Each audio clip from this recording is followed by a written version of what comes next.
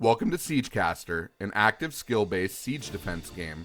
Survive a large-scale assault, build walls to encircle rune spires, and upgrade your turrets with the runes you collect. When you first start a level, you will be given the option of which base you would like to select. When you hover over them, they will highlight, allowing you to know what is clickable. Each of these base locations has its own unique drawback based upon the different rune spires that are close by, as well as the pathways that the enemies will be able to take to attack your base. The only way to lose in a game of Siegecaster is for the base walls around your base to be destroyed. When you click your base, you will be given the option now to place turrets inside.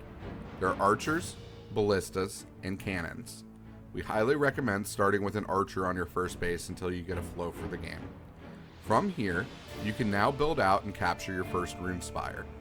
We highly suggest taking one of the same type as the turret you just placed. When you do this, you will now be given the ability to put in a rune. These runes come from the deck that you select at the beginning of each match. Each rune does two things. Now we've jumped ahead a little bit in the game on another level now. Now what you can see is obviously we are under attack from various different people. And as you'll notice, we are still able to fire and we are still getting the benefit of all the rune spires despite the fact that they are no longer fully connected and fully encompassed. One of the beautiful things about this game is once you capture something, you have it for good. The only walls that matter are the walls around your core base, and those are the ones that you need to protect.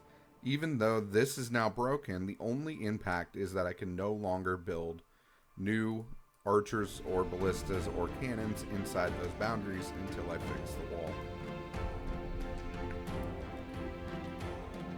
As you notice in this bottom left corner, we have a gold indicator that is increasing by 5. When you first start the game, that number will be 2. However, because of the fact that we have taken multiple base locations, each of these are giving us an additional 1 gold per. This is very important to allow you to know how to build out properly to be able to capture enough things to be able to be strong enough to take on later levels. As you notice, the wave counter continues to progress as we play the game. Now, each weapon type has its own specific purpose. Obviously, they can be changed a little bit through the different augments of the runes. However, you will notice pretty quickly that certain things are best used in certain ways. Archers are incredibly good for getting rid of adds and small enemies because of the fact that you have a much lower cooldown. As you notice, each archer that you add actually adds 4 to your ammo counter. This allows you to have more shots and again be able to put out rune effects a little bit quicker despite their lower damage. Right over here we actually have a rune goblin. When you kill him, you notice you earn a rune. That is incredibly impactful toward how the game progression works as you are playing. Now ballistas, on the other hand, are probably the most effective for taking out flying enemies or incredibly powerful bosses. They have the highest damage in the game, as you'll notice when you hit the pause menu and come down here. You'll see your different rune effects as well as what the core damage of each shot is doing. If you notice, ballistas are by far the highest number, followed by cannons, with archers doing very insignificant damage by comparison.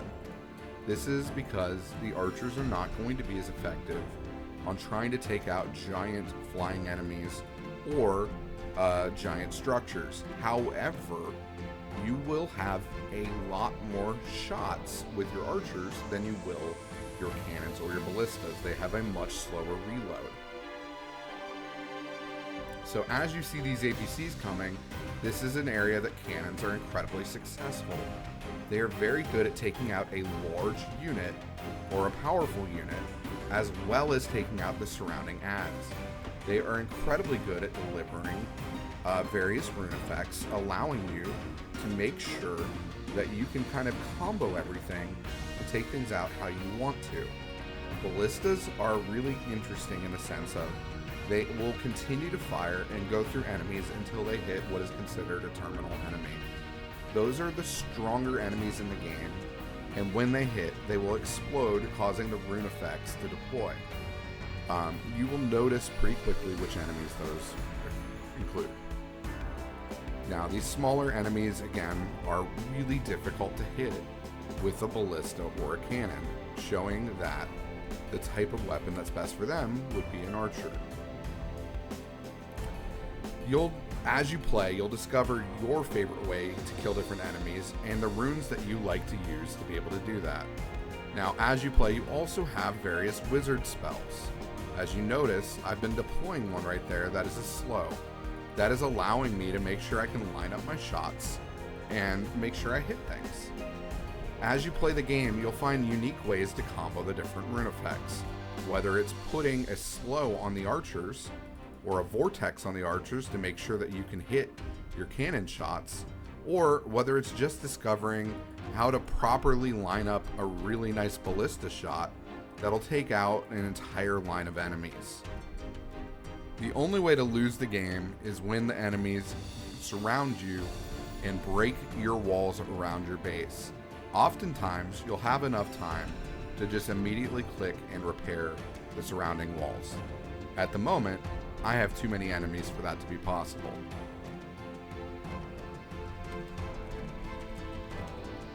If you cannot protect your base and the enemies destroy it, you will lose the level.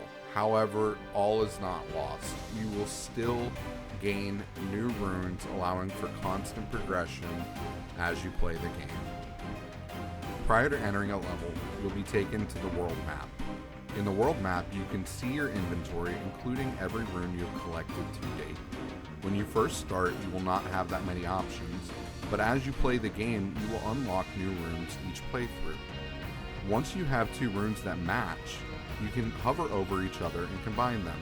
However, they are gated at a certain point where you need to play further into the game to progress to allow you to get level 3, level 4, and level 5 runes. However, another option is you can buy runes from the rune shop. So if you see something that you need and that you know you need, you can look up, see how much dust you have, and click what you need to buy.